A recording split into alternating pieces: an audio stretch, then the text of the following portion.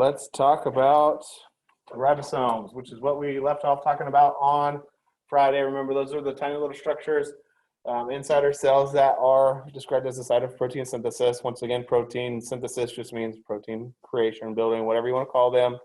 That's what these little dots on the outside of the nuclear envelope are, along with the dots that are found on what we call the rough endoplasmic reticulum. And now the endoplasmic reticulum, or ER for short, is a network of membranes extending throughout the membrane, or excuse me, throughout the cytoplasm. And it is basically, to me, always kind of looks like a stack of pancakes. Tubular membranes, flattened sacs called cisternae that are interconnected. Down at the bottom, you can see is an illustration. And I think you have to fill in those things. So I'll give you guys a second to do so. Now, where it says smooth ER at the bottom and rough ER, you can abbreviate those SER and RER if you want. I'm all about abbreviations for time's sake.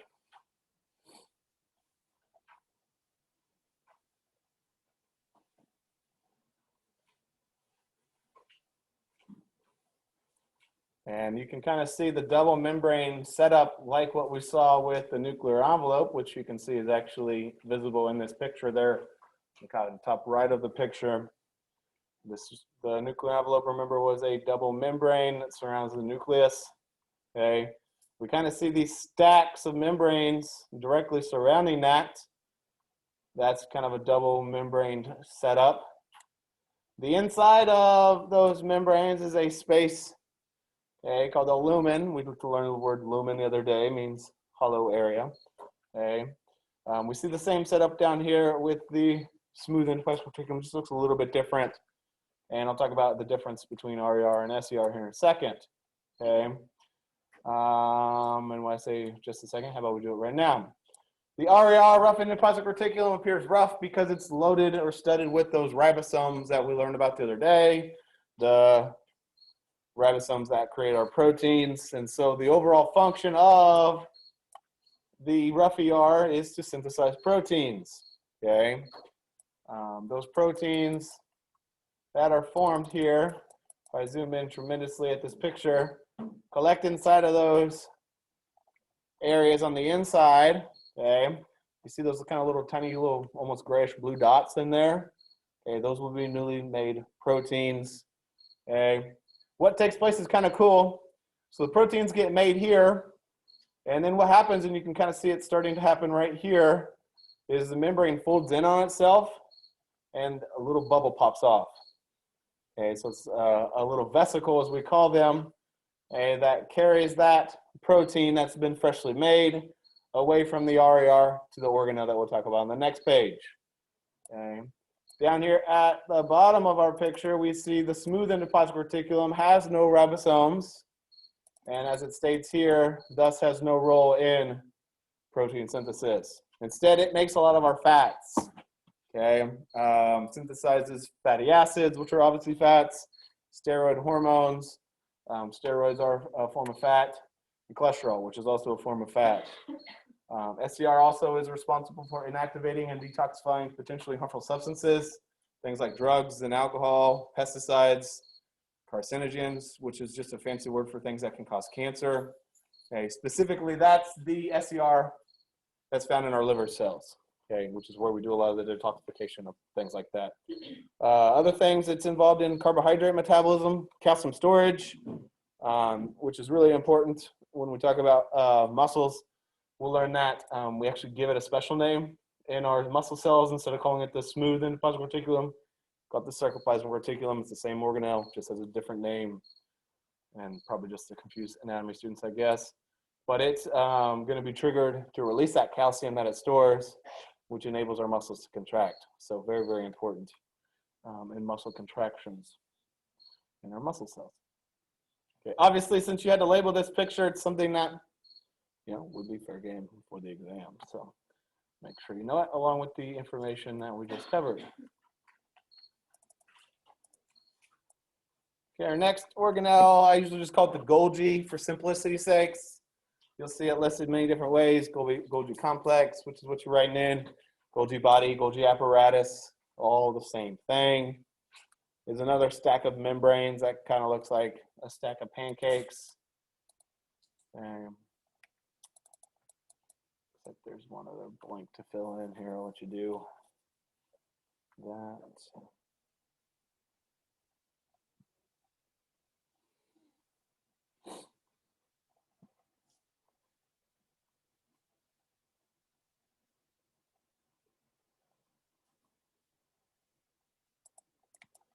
Okay, so I didn't mention it, but we said that proteins are going to pop off of the RER inside of these vesicles. Okay, if we're making a fat in the SER, the same process happens. It pinches inward, the bubble called a vesicle carries that fat. Or if it's coming from the RER, it's going to be carrying proteins, and it's going to travel to this organelle, the Golgi. Okay, here's what the Golgi looks like. You can see in the top of our picture, these green blobs are the vesicles coming from, in this case, the RER. So inside would be proteins that were freshly made. If these are those vesicles coming from the smooth ER, there will be fats inside. Okay, they travel to what's called the entry or sys-face of the Golgi. The entry or sys-face always is pointing towards the RER, SER. In this case, on our picture at the bottom, will be the RER. You can see there's the yellow squiggly line. That's a synthesized protein. Okay. What the Golgi does is modifies that freshly made protein, freshly made fat. Okay. Sometimes proteins need a little bit of snipping and cleaning things up. And so the Golgi does that in its middle part, what we call the medial cisterna or medial Golgi. Okay. The other day we talked about how there's in our plasma membrane glycolipids and glycoproteins, where there's a sugar that's attached to the fat or to the protein. This would be where that sugar gets snipped on there, glued on there. Okay. The exit or transface is where we do the same thing that we saw in the RER and SER, where we form bubbles, those vesicles pop off, and the protein, the fat, glycoprotein, glycolipid, whatever it is that we've altered, leaves the Golgi. Now, in some cases, that protein or fat needs to be released out of the cell altogether. Okay, it is going to then fuse, that bubble that is, fuses with the plasma membrane. The protein's released by a process we call exocytosis. And I think exocytosis like it's exiting the cell, which is like literally what that term means. So maybe that's a hormone that's going to travel in the bloodstream to go somewhere else in the body. Okay. The other day we talked about how phospholipids are the main components of the lipid bilayer. So sometimes that membrane fuses with the plasma membrane, but instead of the proteins or fats leaving the cell together, they just become part of the plasma membrane. And in some cases, that bubble that forms that vesicle, it doesn't even leave the cell. It stays inside where it can grow and become what's called a lysosome, which we're going to talk about on the next page. Okay. Now, as far as the pictures go, I'm not going to worry about you knowing this bottom one, even though it's really cool to kind of see all the things that are going into making and then releasing the proteins. I do actually want you to know this one. So make sure you highlight it, star it, whatever. This is a real deal. Golgi zoomed in, pretty amazing, 65,000 times what our naked eye can see. So hopefully the picture over here on the left looks just like that to you guys. Now, overall, I like to tell people that and tell students, I think the Golgi is a lot like FedEx or UPS. Okay, they receive packages, they modify them, and then they ship them, right? Okay, so you're sending a package back to mom and dad, take it to the drop off at the FedEx store. Okay, so you're dropping it off at what we would call the entry face. Okay, and then they stick a barcode on there, all that stuff in their medial portion. That's the medial Golgi, and then they transport it to mom and dad in vehicles, trucks, just like our Golgi does with vesicles. Yes, sir. Absolutely.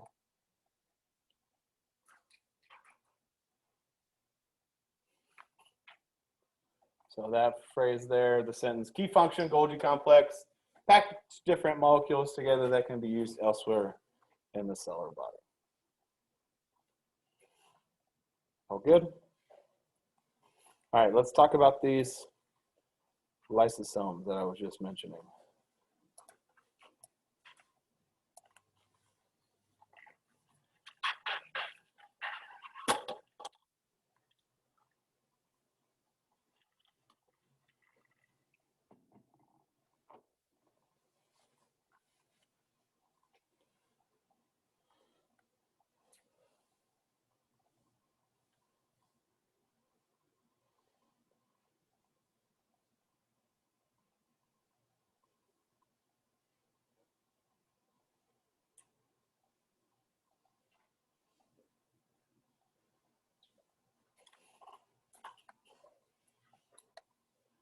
Okay, down here at the bottom is an illustration to show what lysosomes can do. As I just mentioned, in some cases, we form a bubble, a vesicle in the Golgi. Inside that bubble are going to be very strong, what we call hydrolytic enzymes. Hydrolytic is just a fancy word. It means that it can break things down. Okay, hydrolysis is a chemical reaction. So these are digestive enzymes. They can digest very large, what we call macromolecules, things like proteins, nucleic acids, which would be what DNA and RNA are, complex carbohydrates and fats. Lysosomes also digest and dispose of worn-out organelles, a process we call autophagy. Phage actually means to eat. Auto means self, so literally means self-eating. We can degrade foreign material that's brought into the cell, and it's kind of cool. They can actually destroy the entire cell, kind of like hitting the self-destruct button, which is called autolysis.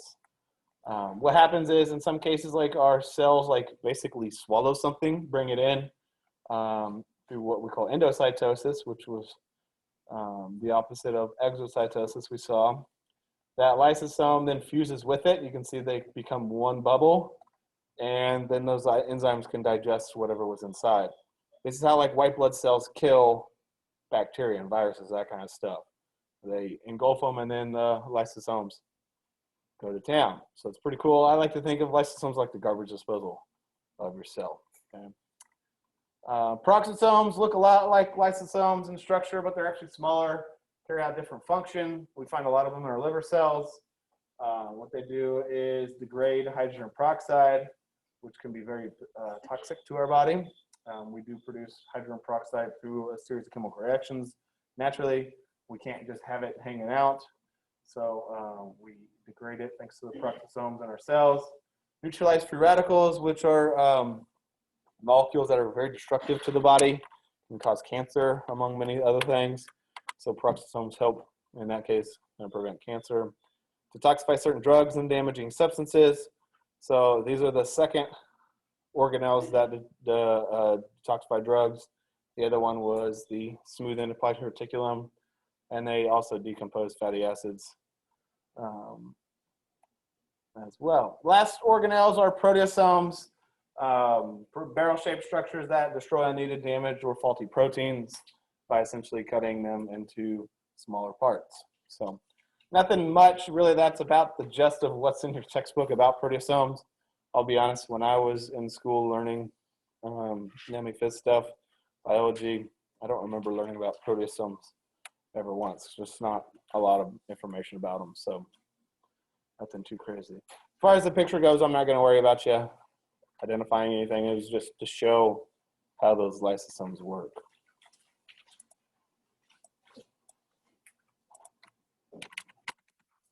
All right, our last organelles are mitochondria. I know it's kind of cut off here on the right side of the page. It's energy. So that second blank there needs to be energy production, not just production.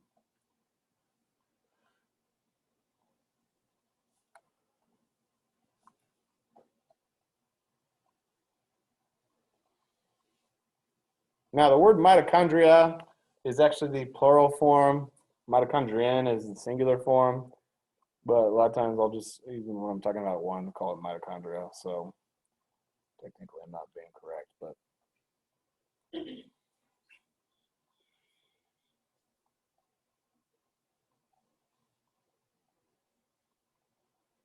Imagine you've all heard the phrase powerhouse of the cell. Okay, if I were to ask you what that means, would anybody be able to explain it? Typically, I get that same blank stare from everybody. Everybody remembers the buzzword, powerhouse, but rarely does anybody remember what that means. These are the energy producers of our cells. And that's why they're called the powerhouse. They provide the power, like the power, to, run any of your electrical equipment. In this case, this is what runs our cells and our whole body as a result. When we breathe in oxygen, that oxygen eventually makes its way into our cells for what we call aerobic respiration. Fancy word for energy production, and the word aerobic refers to the fact that it requires oxygen. And the more active a cell is, like our muscle cells, the more mitochondria it will typically have, and that's because they use more energy. Mitochondria are pretty cool. They are also surrounded by two membranes, an inner outer mitochondrial membrane, which you can see here at the bottom of the page labeled. You guys have to fill this picture in. Okay, good. So the darker orange here on the outside is the outer membrane. Kind of lighter, almost yellowish color is the inner. We've cracked open the mitochondria here to show the inner features of it. One of which is the fact that that inner mitochondrial membrane is folded inward on itself. Okay, so it folds inward on itself. We call those inward foldings mitochondrial cristae or just cristae, which enables it to have a lot of inner mitochondrial membrane. Okay, there's a lot of this cristae, and if you were to zoom in at it, you would find that there are lots and lots of enzymes. These are the proteins that enable the cell to produce that ATP. Okay, anybody ever heard of the electron transport chain before? Okay, you've learned about that process. These dots are the proteins that are involved in that very complicated process that we don't talk about in this class. Okay, inside of that inner mitochondrial membrane is a space full of fluid called mitochondrial matrix. That's where what we call the Krebs cycle takes place. And I imagine if you've heard the term or the phrase electron transport chain, you've also heard about the Krebs or citric acid or TCA cycle. Okay, that's where that process takes place. Also, that happens to be where we find these little blue dots here, which are the mitochondrial ribosomes we mentioned the other day. We have them inside of there. That also happens to be where we have a second form of DNA inside our cells, mitochondrial DNA, which is unique because other than the nucleus, those other organelles we've talked about, like ribosomes in the ER, they don't have their own DNA. This DNA does actually code for certain things, not nearly as much as the DNA inside of our nucleus. It is important though. Interestingly enough, we actually only inherit it from our mom, and I won't get into why that is. But the fact that there's DNA inside of mitochondria is actually a really big piece of evidence that supports the theory of evolution, which I won't get into, but it's kind of cool. Here's what one looks like zoomed in 80,000 times. Hopefully you see a lot of the similarities to what you see here in this picture, which is what I want you to know for your exam. So make sure you know it, along with this little zoom in section of it where it has the enzymes highlighted. So that's our final organelle. Let's move on to our last slide, which is going to help us transition into our next lecture.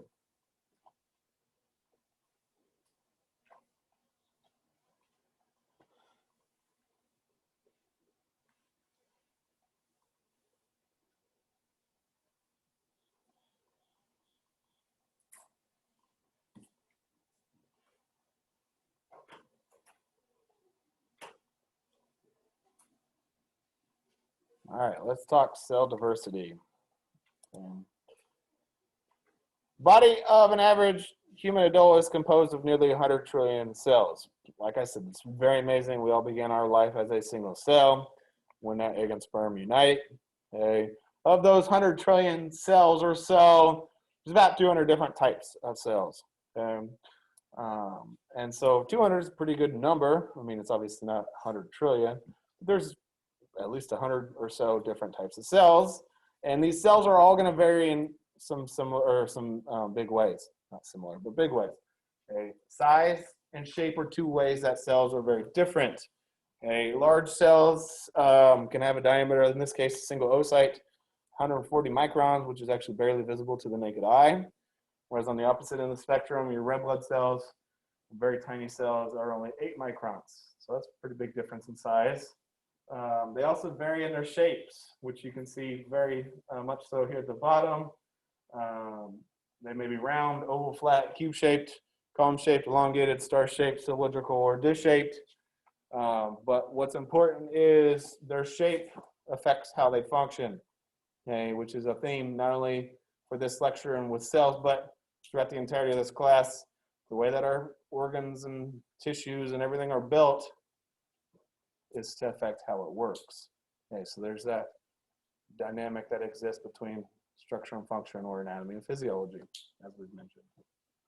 Cells may also have various cellular extensions. We talked about flagella on sperm. We talked about microvilli and epithelial cells. Some have cilia, so on and so forth. As you'll see in our next lecture, cell diversity permits the organization of cells into more complex tissues and organs. As far as the pictures at the bottom, I'm not going to worry about you knowing them or anything like that. Really, this slide is geared towards transitioning us into our next lecture.